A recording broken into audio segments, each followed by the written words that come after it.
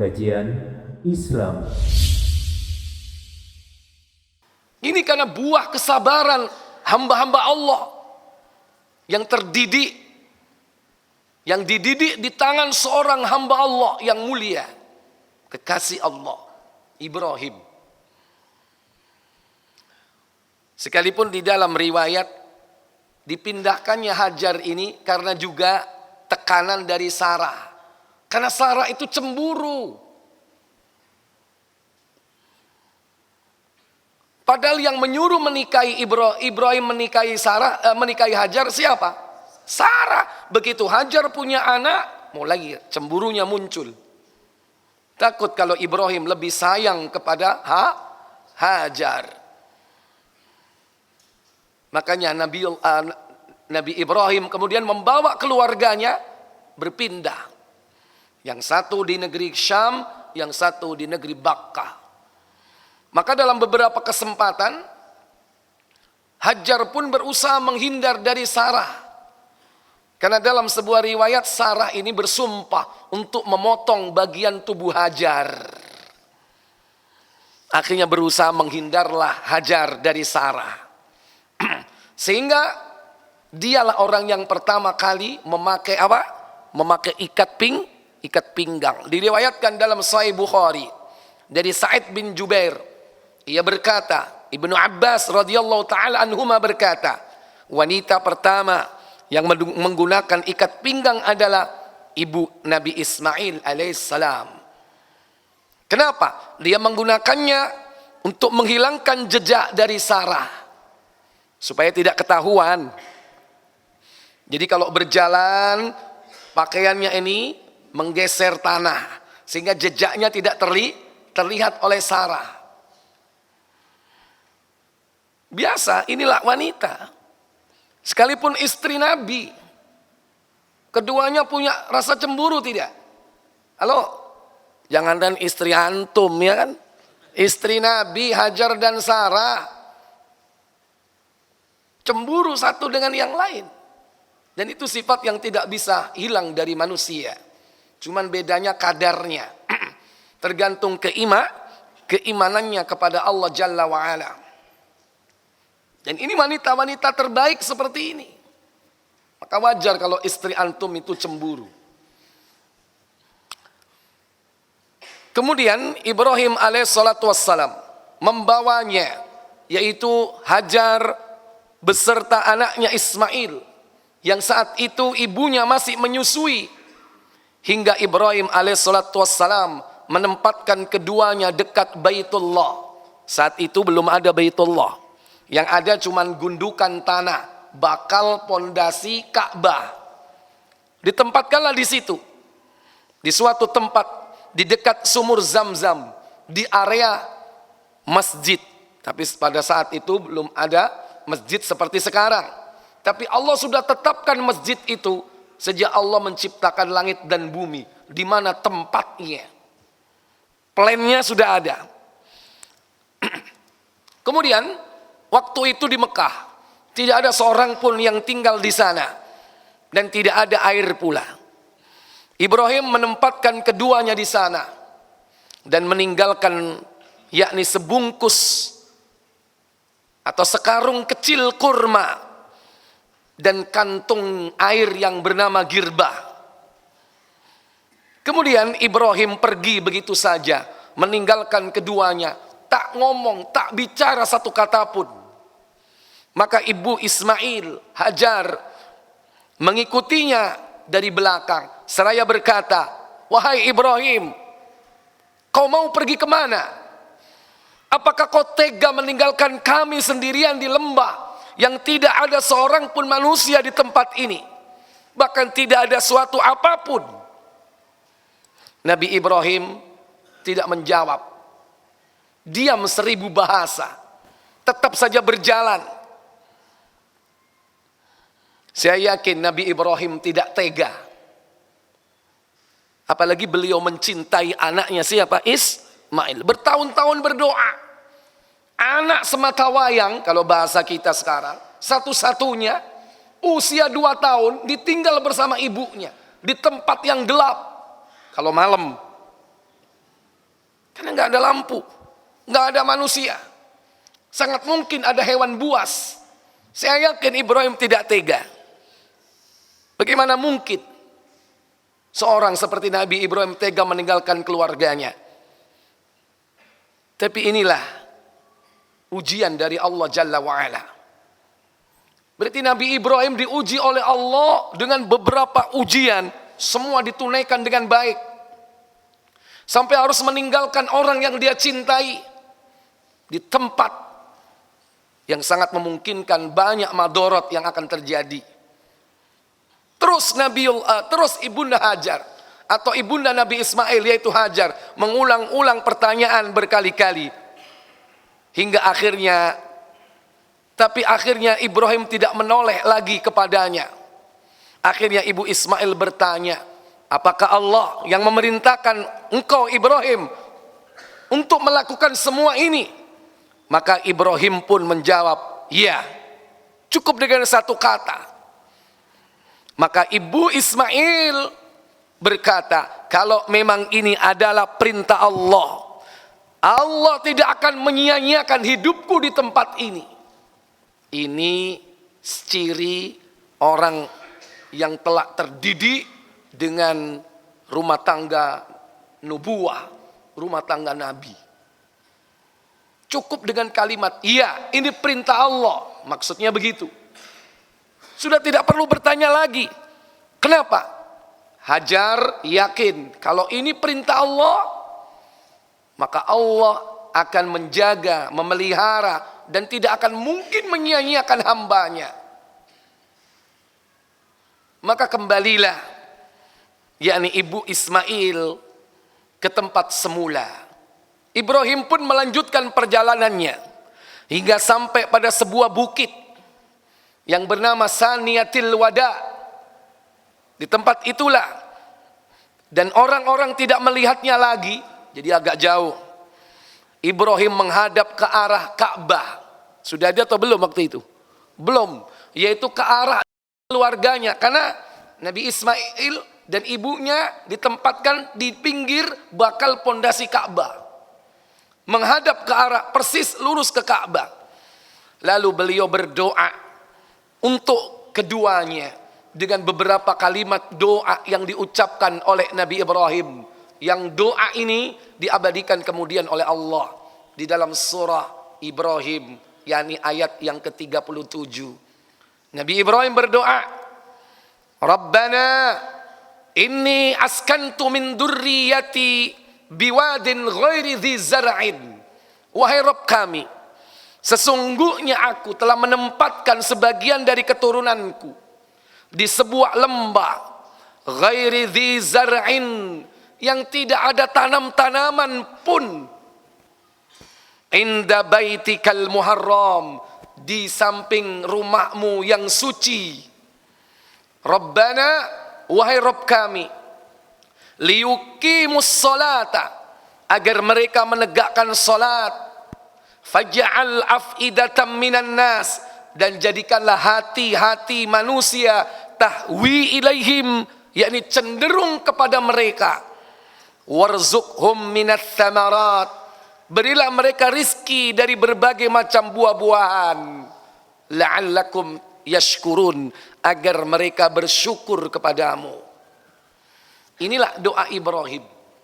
Diucapkan ketika sampai di Saniyatil Wada.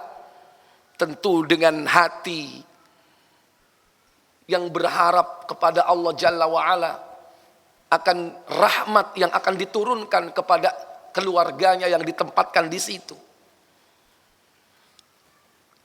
Berarti lulus atau tidak Nabi Ibrahim diuji? Lulus. Banyak ujian-ujian yang sudah beliau lewati. Makanya pantas kalau kemudian beliaulah orang yang sering-sering kita sebut setiap sholat kita. Karena tidak ada manusia yang disebut dalam sholat kecuali dua orang, Ibrahim dan Muhammad. Kama sallaita ala Ibrahim wa ala ali Ibrahim wa barik ala Muhammad wa ala ali Muhammad kama barakta ala Ibrahim wa ala ali Ibrahim. Dialah bapak dari Nabiullah Ismail.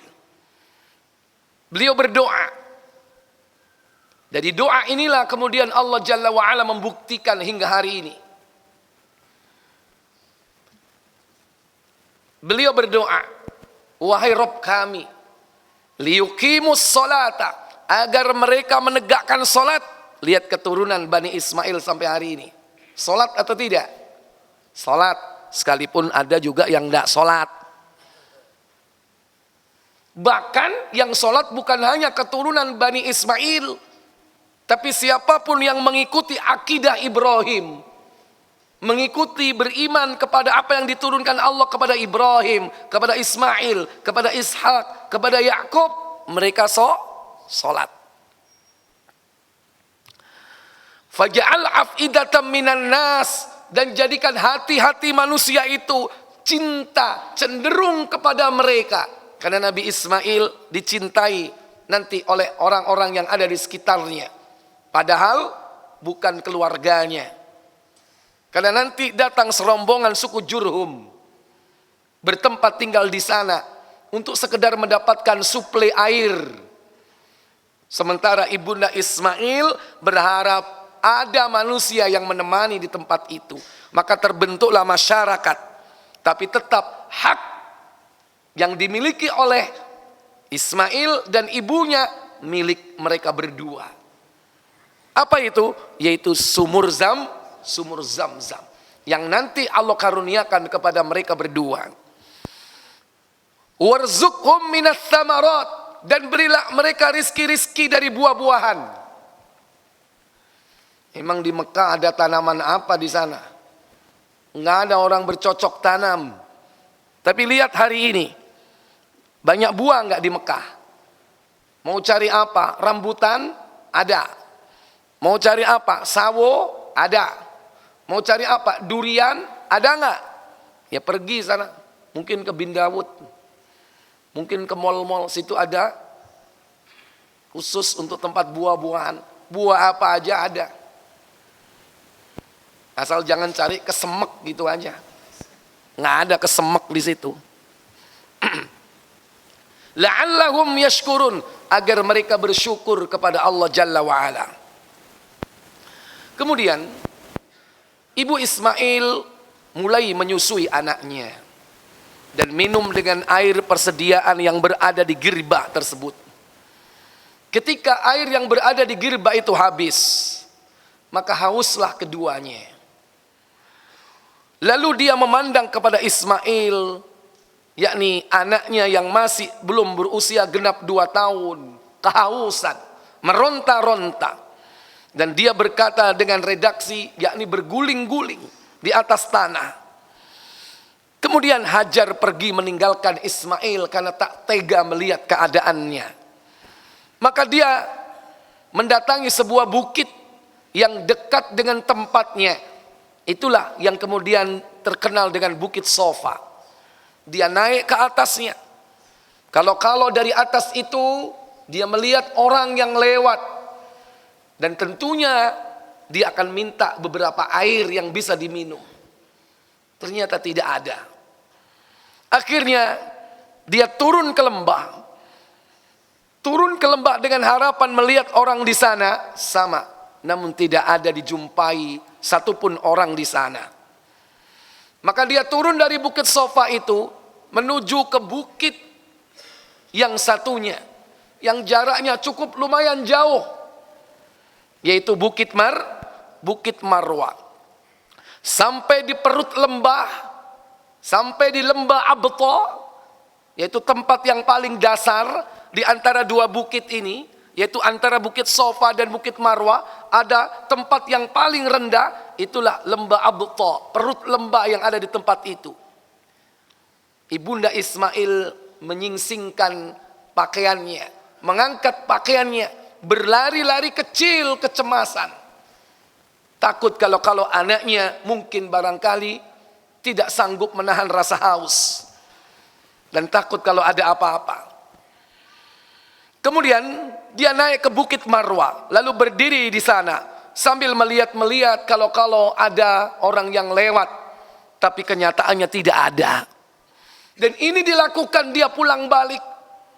Dari sofa tidak ada orang, turun lagi menuju ke Marwah. Dari Marwah turun lagi menuju ke sofa. Ternyata tidak terasa dia lakukan sebanyak berapa? 7 kali. Kemudian dari hadis ini Ibnu Abbas berkomentar, Nabi SAW bersabda, itulah kenapa sa'i yang mestinya dilakukan oleh manusia yang berhaji antara Bukit Sofa dan Bukit Marwah. Ketika berada di puncak Bukit Marwah, dia mendengar ada suara, lalu dia berkata ke dalam hatinya, diamlah. Hajar bermaksud agar dirinya mendengarkan. Kemudian dia berusaha mendengarkan apa yang dapat ia dengar. Kiranya datang pertolongan dari Allah. Ternyata engkau telah memperdengarkan suaramu jika engkau bermaksud memberi pertolongan. Suara itu tidak lain adalah suara malaikat Jibril alaihissalatu wassalam yang berada jauh di dekat sumur Zam-Zam. Jibril mengais air dengan tumitnya, digali dekat tempat Ismail itu dengan tumit kakinya. Dalam riwayat yang lain dengan sayapnya. Sehingga dari situlah kemudian keluarlah air memancar. Jadi air Zam-Zam itu bukan dari hentakan kaki Nabi Ismail, tapi digali oleh malaikat dengan tumitnya atau dengan sayapnya. Maka keluarlah air memancar. Maka ibu Ismail pun membuat atau menampung air tersebut dan menciduknya serta meminum dan memasukkan ke dalam girbah yang sudah kosong. Air itu memancar dengan deras. Seandainya tidak diciduk, seandainya tidak disauk, niscaya dia akan menjadi air yang mengalir bagaikan sungai yang mengalir. Maka air itu tetap memancar tapi tidak apa? Yakni tidak mengalir sebagaimana sungai. Inilah mukjizat yang Allah berikan kepada Ismail alaihissalatu wassalam, yang kelak dia akan menjadi seorang nabi yang akan membantu bapaknya juga sebagai seorang nabi, yang keduanya nanti akan membangun Baitullah. Ikhwatal iman, a'izzakumullah. Bagaimana kisah kelanjutan dari Nabiullah Ismail beserta ibunda Hajar? Setelah keduanya mendapatkan mukjizat, mendapatkan nikmat yang besar, yakni berupa air yang sampai hari ini tidak pernah putus, bisa dinikmati oleh seluruh penduduk yang ada di muka bumi ini. Bahkan menurut penelitian, Zam-Zam ini merupakan air yang terbaik.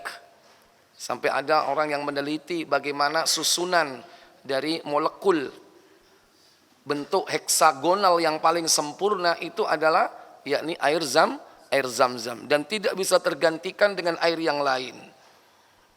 Dan ini merupakan mukjizat dari Allah Jalla wa'ala yang diberikan oleh Allah kepada hamba-hambanya yang beriman dan bertakwa kepadanya.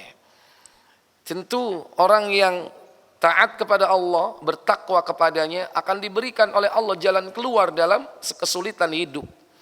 Bukankah janji Allah, wa may yattaqillaha yaj'al lahu makhraja.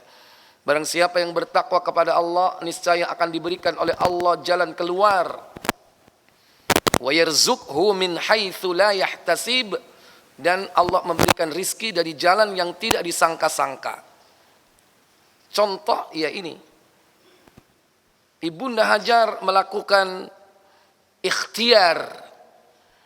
Ternyata hasilnya adalah diberikan oleh Allah karunia yang tiada batas. Makanya manusia itu diperintahkan untuk berusaha. Adapun hasil urusan siapa? Urusan Allah.